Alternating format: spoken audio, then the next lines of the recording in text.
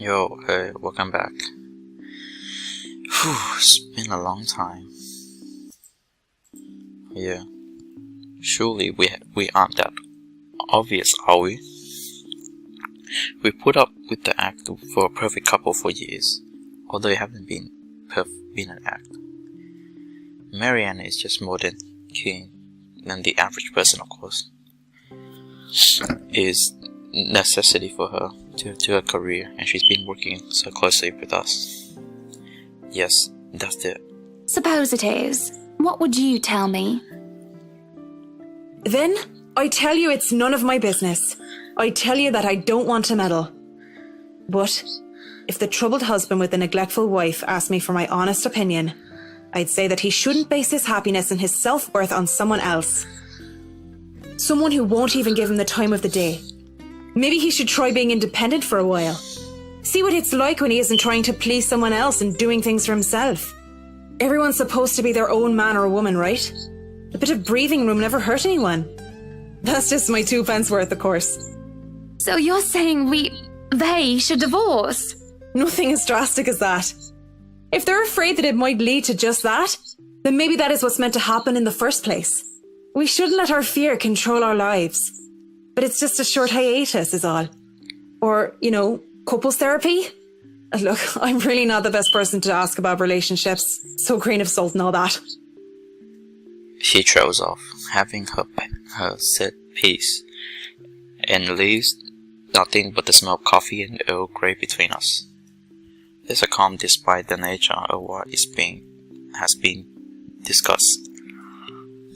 To say that her words make me start to think I'm an understatement.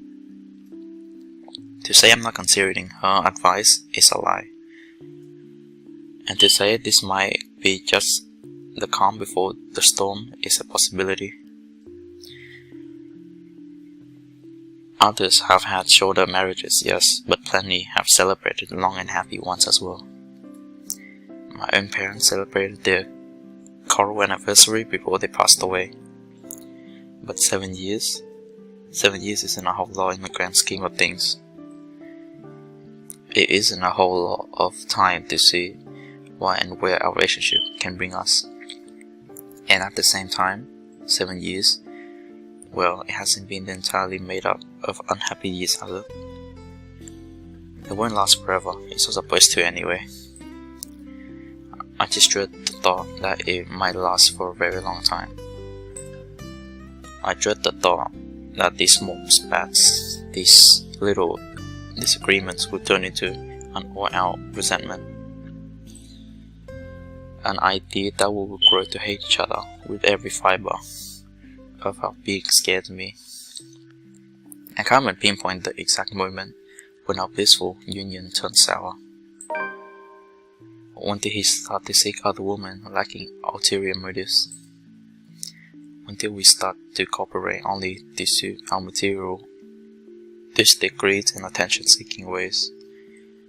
Money and success, fame and glamour. Those are the only reason we stay together. There's a cough before Marianne's police off-road. I must have been quiet for so long, and I moved to apologize when she stands up. We both end up on our feet and sure how to proceed. Some sort of awkward shuffle occurs as we decide whether to sit back down or not. I really should handle what's left of the work. You won't be attending the party? Oh, you really must, Marianne. I'll try to stay and chat. Maybe grab a few bites and a drink, but I can't be around for the entirety of the event. My apologies. Busy, busy, busy. You must stay a while. I'd love for you to meet some of my friends, and they're ever so excited to meet you. You need to say hello to the Lees, at least. If it wasn't for them, I'd never even heard of you. We'll see. So, if I can be excused? Certainly. You'll have to excuse me as well. I must attend to the party before any early birds arrive. Because, believe me, they will throw a fuss if things aren't ready, even when they're not supposed to be here until an hour later. Hey, a scene outside the parlor is great, organized mess. Aside from our own household help, We hired the service of temp agency, which provides staff for Rights Enterprise in the hospitality sector.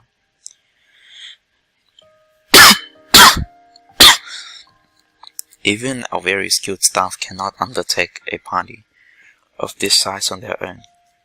Waiter, busboys, hostesses, and the staff captains move about in drove, carrying crockery and silverware goods for several dozen people and then some.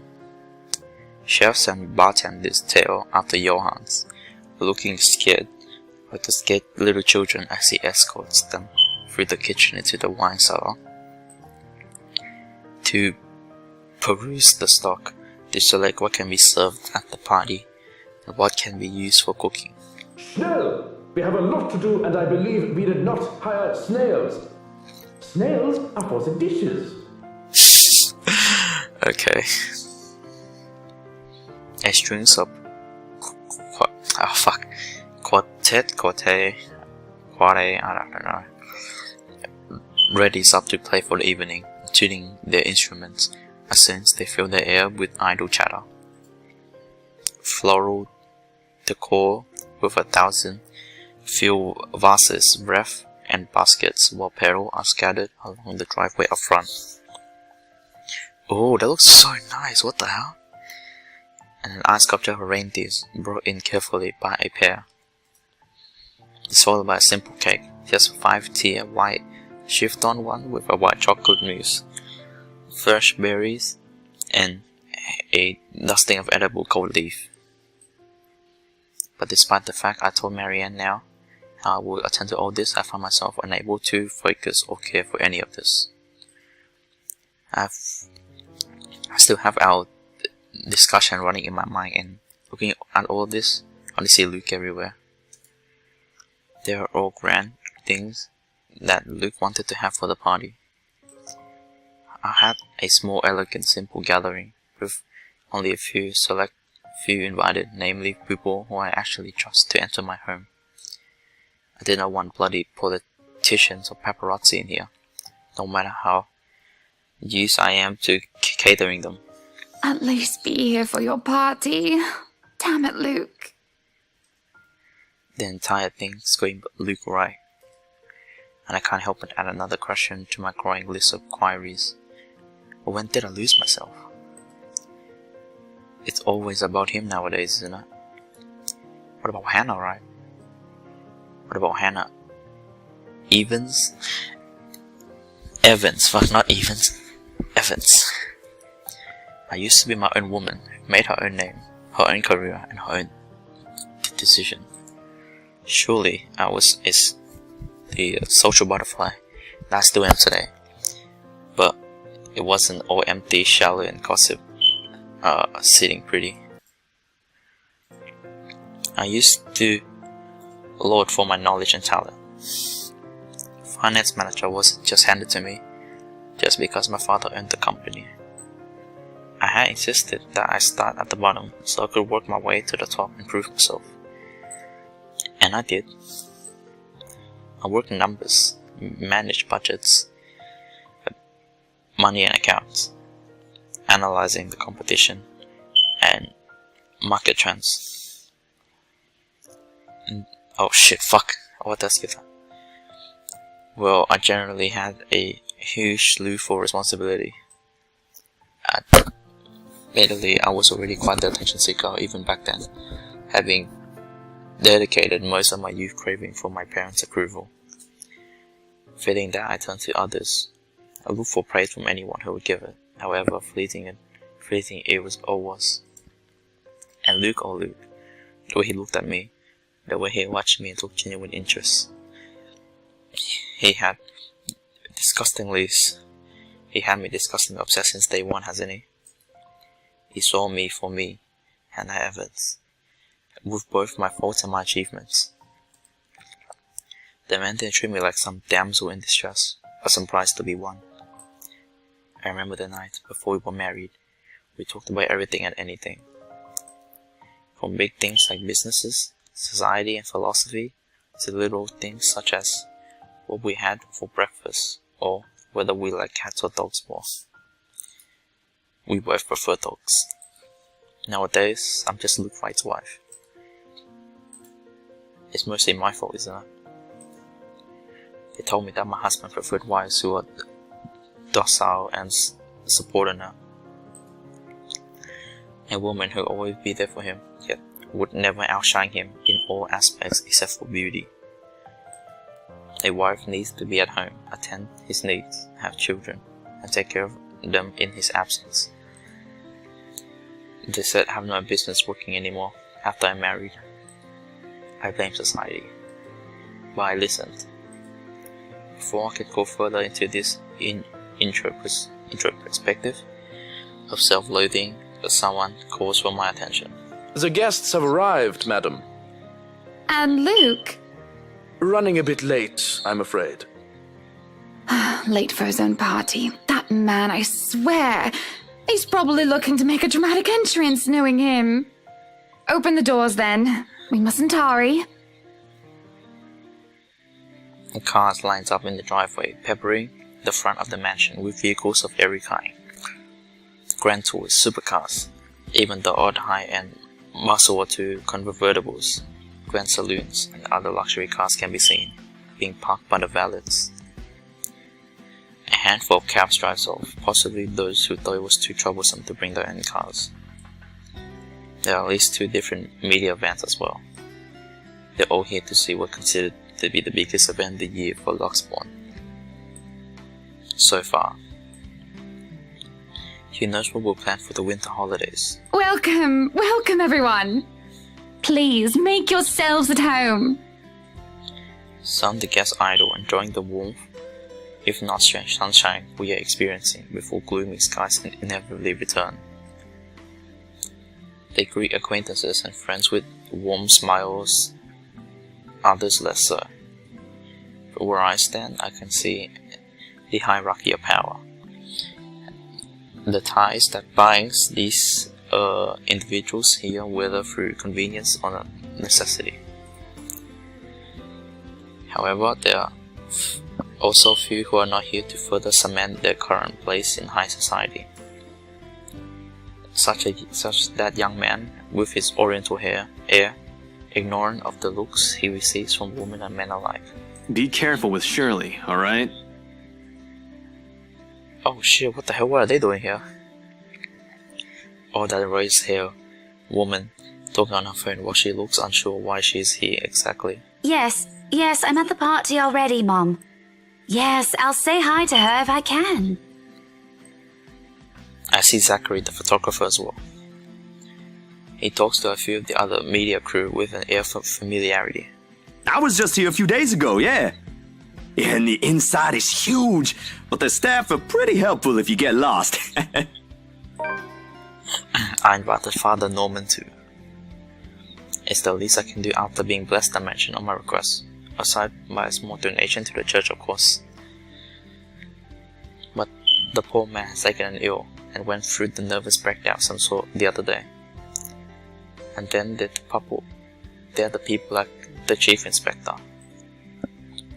People who I can never be too sure about. People who stand in the border between suspicious and trustworthy. Thank you for the invite, Anna. Husband still missing, I see? I should be saying the same of your darling Rochelle, Lee. The doctors again? She told me she'll just be in the gardens. Bet she's lying and that she's somewhere around mingling, gossiping with the other ladies. It's no offence, but that seems to be all you ladies do at these parties. And aren't you gossiping right now? Yes, well, what about Luke? Should we file a missing persons report now, or do you want to wait 24 hours? He's around. You know, I can tell if someone's bluffing. Don't tell me, let me guess. He's finally drunken himself to death and not wanting a scandal, you've hidden his body. I was wanting to give this housewarming gift to him personally, too. It's a plate that holds a wine glass so he can stop killing himself with liquid lunches. Looks like it's too late for that. Nothing like that. Besides, this is a hardly polite conversation. Oh, relax. I'm just trying to be cheeky to lighten the mood. It's not like I want Luke dead. The man doesn't serve dodgy plonk like the others when I visit, and he pays his respects well enough. I could use a glass of wine or 3, actually. Michelle's been in a horrid mood. Threw her stilettos at me the other day and almost took an eye out. Not sure if this is how it usually goes, but I blame the pregnancy. I wouldn't know, would I? Still no plans for a baby? Well, I guess that's for the best. If it's this bad now, I can't even imagine how bad it'll be when that little baby bump becomes huge. Have I mentioned how I don't trust them? No matter how hard they try to do so. At least he bought a gift again, I suppose. Why don't you just go inside and have some wine, Lee? Think I will, thanks. Greetings such as these carry on as the guests continue to trickle in. Whether we have a short conversation or merely shake hands and nod heads, I'll make sure to attend and welcome each of them. As the first hour passed by, the rest of the stragglers, I adjourned to the ballroom. Any latecomers will have the attention of the porter as well. Instead, oh shit, I have the other duties to attend on to now. Whoa. Hosting parties is the same old song and dance no matter how big or small it is. Make sure you have your guests well fed, have good company, and have them generally enjoy themselves.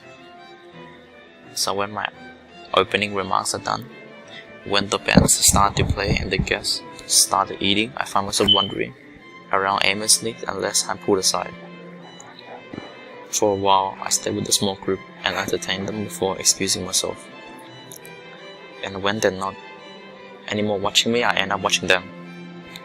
And they don't listen, I do. A local banker's having trouble with his daughter. He wished to marry her off, but she wants nothing more but to make music. One of our hotel manager worried about stolen belongings of one of his patrons. A failing in security, we should have brought up a higher authority soon. Our mayor, well, his cat died. And then there's that rose-haired lady once again. It's hard not to notice her with her distinctive locks.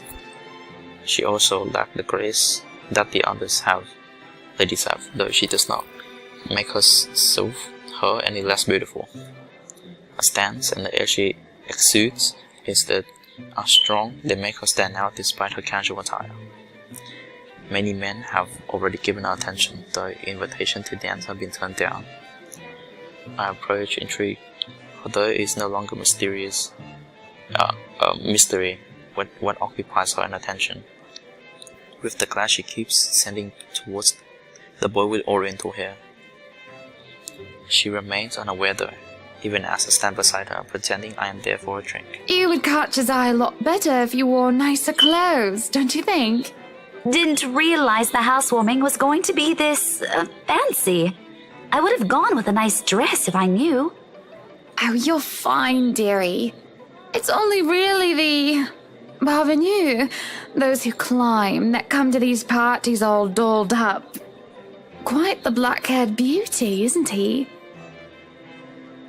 The boy comes over, but I do nothing to speak any softer. He merely passes by and his wonder he doesn't hear what I say. Who, Ash? You know, you really shouldn't have turned down those offers. If I wasn't married, I'd happily go dancing with those young men. But you said a name. Ash. That's the exquisite lad you've been looking at all this time. I don't know him, and I'm the one hosting this party. That must mean you know each other. Is he your boyfriend, then? Because that would explain those rejections. Oh damn. In all my life, I've never seen a face grow red so fast. A shade of her hair did not help as well. It's the most pink I've ever seen in a person, really. What? No, that's ridiculous. He isn't my boyfriend. Such a violent reaction. A simple no would have sufficed. Many here would be happy to hear it. And I haven't been looking at him. That's right. You've been staring. Quite heatedly, in fact. Although I'm not sure if you look like you want to kiss him or kill him. It's more the latter, currently. Just don't go murdering him on my property. I don't want to walk into a room and suddenly find a body there. Ha ha ha. I waver as I feel the burning of someone's death. It is chilling, and though I am used to enduring the gaze of others, this one makes my hair on my back stands up. Oh jeez, really? What the fuck, man? It's chilling. My attention is pulled away from the girl, and I see a woman staring. Black haired and dirty, she looks more like a beggar than I guess, and I have the mind to call security at her when her mouth breaks out a grin. All I can hear is her laughing, taunting. Her stares make my blood run cold. She looks at me like I'm nothing but a pig to slaughter for her amusement. It makes my hand shake and nearly drop my drink. Whoa, but then I blink, she's gone, in the buzz of the party return. I'll keep that in mind, but are you alright? Yes, sorry. I just thought I saw something strange. It must be the trick of the light. Anyway, on a right, as you must already know. Rebecca Gales. Gales. The name's familiar, like a fond memory. I recall a kind lady, a private tutor, treated me like her own daughter when I was young. She would bring me food when there was no need to do so.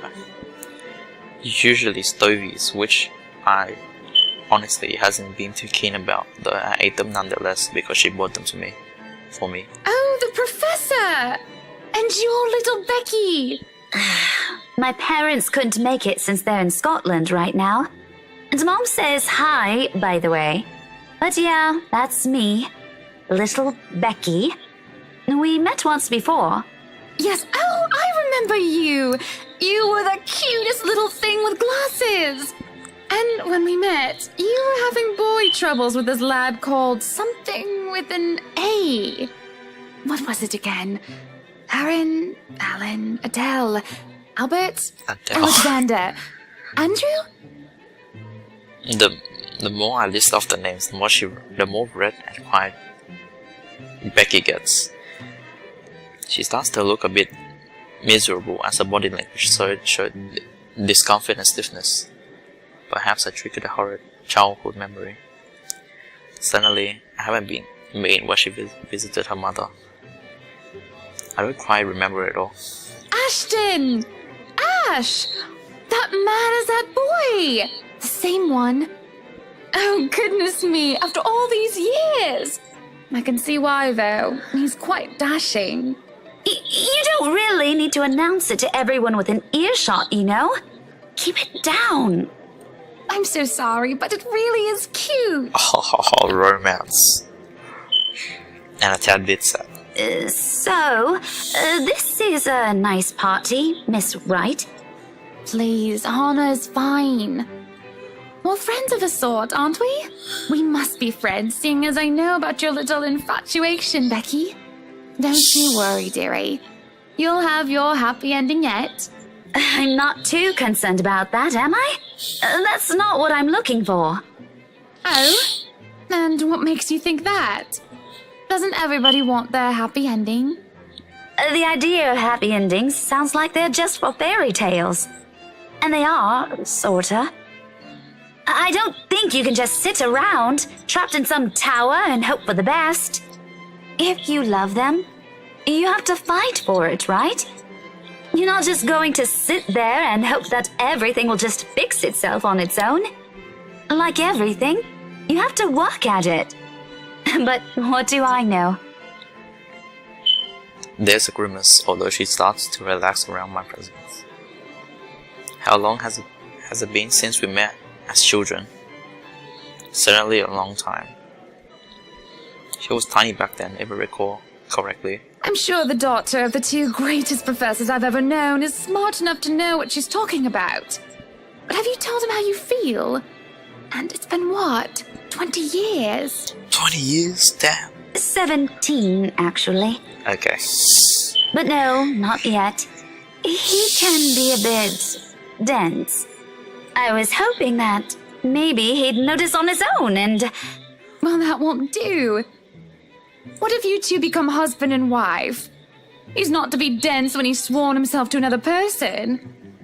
Why, you might just as well consider leaving before the day's even begun. If that happens, I'll have to give him a good ear bashing, won't I? Whoever anyone ends up with, it's not going to be a perfect relationship anyway.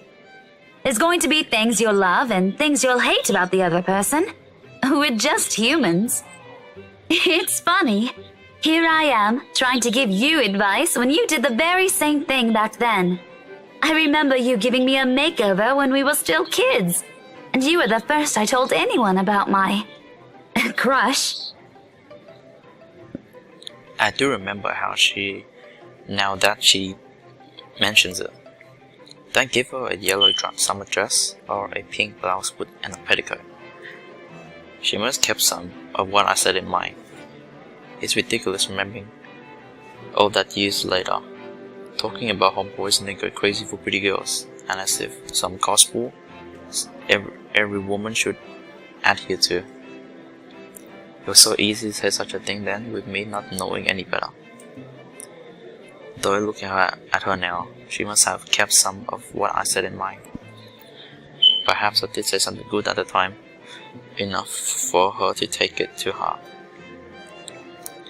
But all that didn't matter in the moment as I mull over what she just said in my head. What Becky told me is very different to what Marianne told me. There is no time to ponder over that, however, as a hush descends upon the very lively crowd.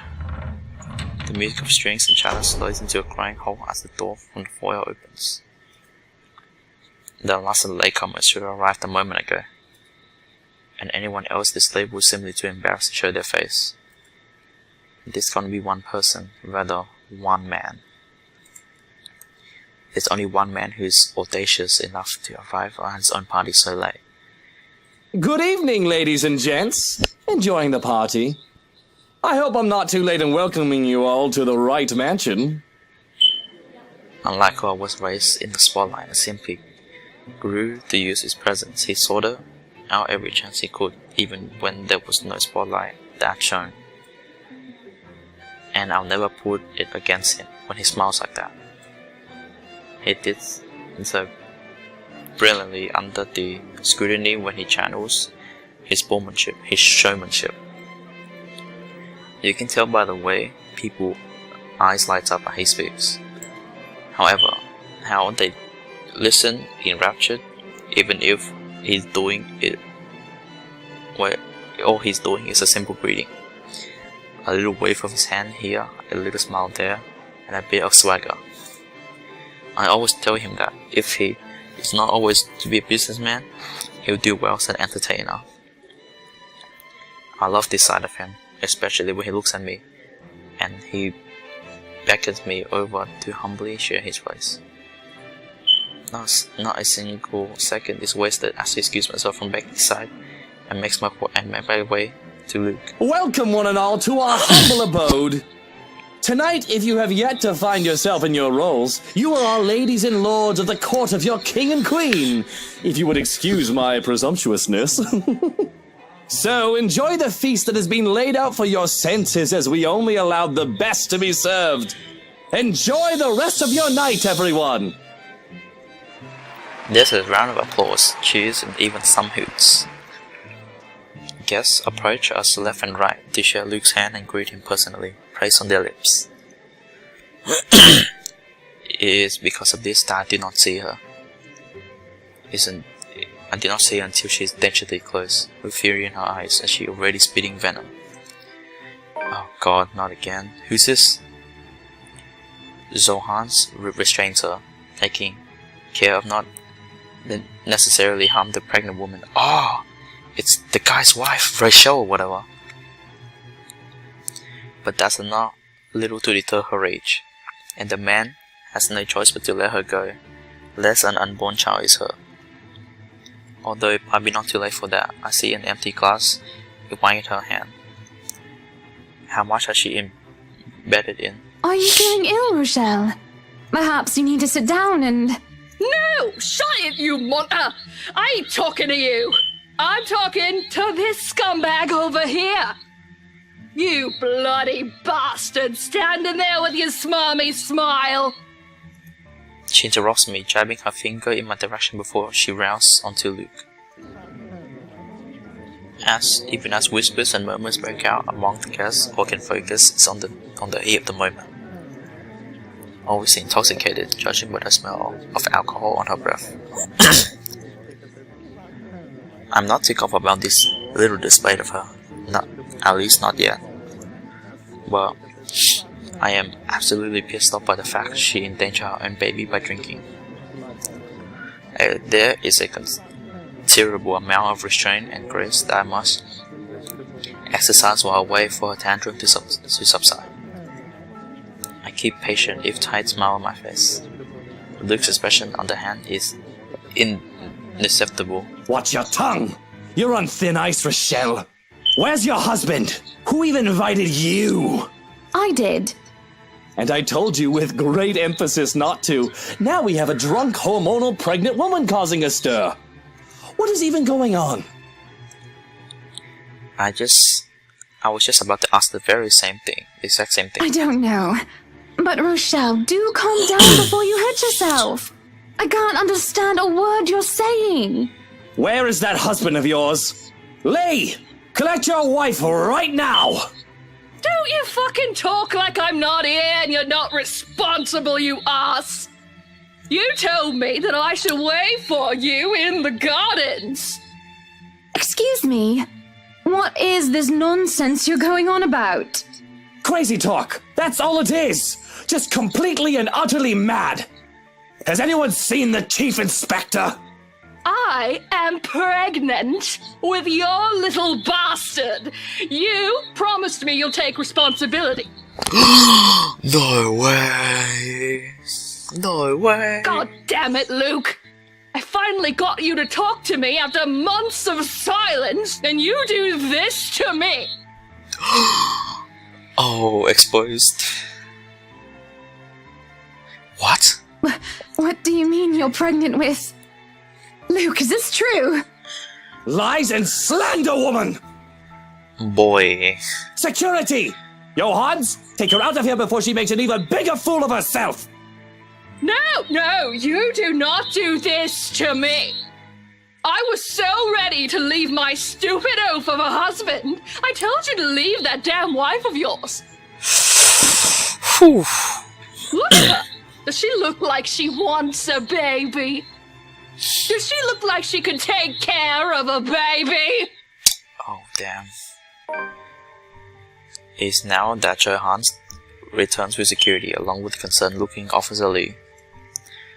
They surround her to move her escort the hysterical woman. Judging by his pale face, he heard the whole thing, and I feel nothing but pity for the man. But not that I believe Rochelle. Luke will never. He'll never go as fast with another woman, right? I'm so sorry for her behaviour. She's been under a lot of stress. And the alcohol. Talking nonsense, that's all it is. You're not allowed to drink because of the baby, Shelley. What are you thinking? Nothing to see here, people. Move along. Is there really nothing here but rambling of a drunk? That's not true. Is it, Luke? Please tell me she's just lost the plot. Don't be a blooming muppet, Hannah. Of course she's lying, creating a scandal for attention. If the baby isn't Lee's, she's probably gotten herself knocked up by one of her employees, and she's accusing me for money. Oof, spit it, boy. Fuck! How stupid can you be? Damn, don't say that to your wife, you ass. Excuse me. I just wanted to hear your word. There's no need for such crass language. Yes, there is a need for such fucking crass language, because you've been nothing but a pain recently. Holy shit, bro. I told you not to invite her, and look what she's done. And not just recently, for a while in fact. I'm sick and tired of having to look after your clingy, spoiled ass. You've been derailing my schedule and my plans, questioning my priorities and my decisions. You could be worse than a hormonal pregnant woman at times, even. Oh my god. How touched in the head are you that I need to hold your hand? Speak no more. We are done here, and we'll talk about these matters in privacy. Now. No, why don't we hash it all out here? Because every time we talk about our problems in private, you start crying your fucking eyes out. I should have expected this of Luke. To put us in the limelight, thinking that we'd be back down because we have an audience. Well, he has another thing coming for him, doesn't he? I'm just as livid as he is because of his disrespect. Our happy marriage is quickly rumbling under 2 feet. Yeah, I can't give a rat's ass. If this is how it is, it goes, so be it. You dare! I dare. I dare, Buttercup, because I've kept quiet about this. Oh, you've kept quiet about it? How rich! Yes! No, I've had enough of this! Do you think I don't see when you try to creep up some whore and get up her skirt? You would be nothing without me. Your company would be buried in debt and you'd be begging on the streets if it weren't for me! She lies! Don't listen to her! And I've had enough of you. So guess what? Fuck you, Luke. Damn! Drama, holy shit. We agreed to never talk of this woman! Did we? I don't remember. But it's all true. Wright Enterprise would be nothing but a precautionary tale if Evans Incorporated didn't agree to merge into a conglomerate. You asked that we keep your family name because you said it was so important to you. Your legacy. I agreed because, damn it, Luke, I loved you and I still do. But all you really want is the money and the power's all gone to your head. Face it, Lucille Mitchell Wright. You owe me everything. I owe you everything. I owe you everything? Who's running the business now while you sit at home like a pretty princess? If I recall, you told me to retire so that I can enjoy my time as Mrs. Luke Wright. I wouldn't even bother with other women if you were still Hannah Evans. You used to be your own woman. You used to be someone who I could fucking look up to. Now look at you. If I wanted some brainless bint, I'd go to the whorehouse and play any old strumpet like a fucking fiddle. That's all you are now. A brainless, good-for-nothing. Oh, slap a bitch. Oh. I just wanna hold you